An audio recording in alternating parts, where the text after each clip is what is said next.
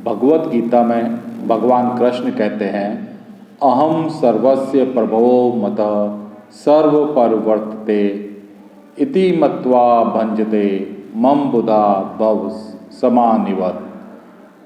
अर्थात जीवन में बहुत सारी चीज़ें हमारे हाथ के बाहर होती हैं। कभी कभी हम पूरी मेहनत से सही कर्म करते हैं मगर हमें उसका फल नहीं मिलता है, या कभी कभी हमारे साथ कुछ ऐसी घटना हो जाती हैं जिसके बारे में हमने सोचा भी नहीं था। ऐसे में हमें लगने लगता है हमारे साथ अन्याय हो रहा है, या फिर हमें जीवन कठिन और क्रूर लगने लगता है।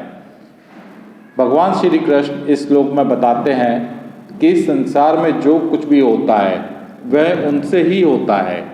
जीवन में कई बार ऐसी परिस्थितियाँ और अनुभव आ जाते हैं जिस पर हमारा कोई नियंत्रण नहीं होता है। हम भले सच्चे मन से पूरी मेहनत से कर्म करें, या फिर हमें जो चाहिए वह मिलता नहीं है। कभी कभी तो फल की जगह दंड ही मिल जाता है। हम सबके साथ कभी ना कभी ऐसा होता है और हम सब सोचते हैं कि ऐसा क्यों हो रहा है। बात कुछ ऐसी है कि अगर आप अपने बच्चे को घर में सिर्फ अच्छी बातें सिखाएं और उसे बहुत प्यार करें, तब भी आपके बच्चे का स्वभाव क्या केवल इस बात पर निर्भर होगा? नहीं, आपके बच्चे के स्वभाव पर अलग अलग चीज़ों का प्रभाव होगा। जैसे कि वह स्कूल में क्या सीखता है, उसका स्वभाव इस बात पर भी निर्भर करेगा कि उसके दोस्त कौन हैं और कैसे हैं।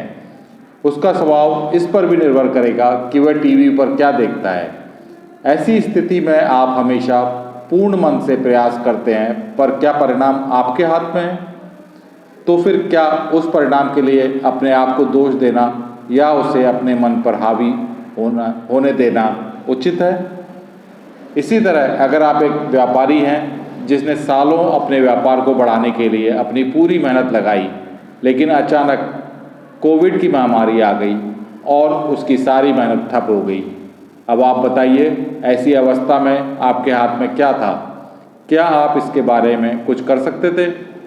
भगवान कृष्ण कहते हैं कि सृष्टि में जो कुछ होता है वह उनसे होता है, लेकिन वह ऐसा क्यों करते हैं वह समझना हमारे लिए शायद उस क्षण संभव नहीं हो।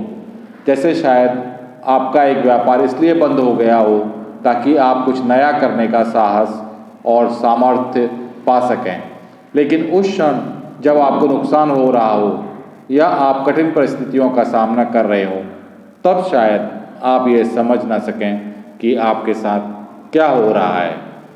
महामारी की परिस्थिति आपके हाथ में नहीं थी, पर आपके हाथों में ये जरूर है कि आप कर्म करें, नया व्यापार करने का या फिर से अपने व्यापार को खड़े करने का।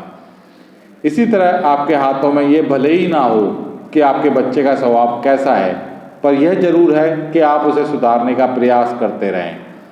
भगवान लेते हैं तो भगवान देते भी हैं। इसका मतलब यह नहीं है कि मनुष्य केवल एक निर्बल कठपुतली है। भगवान की हर इच्छा में आशा है और अवसर भी।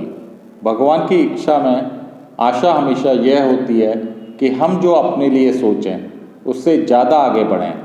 भगवान की इच्छा में अवसर यह है कि वह जो हमेशा आशा रखते हैं हम उसे पूरा करें।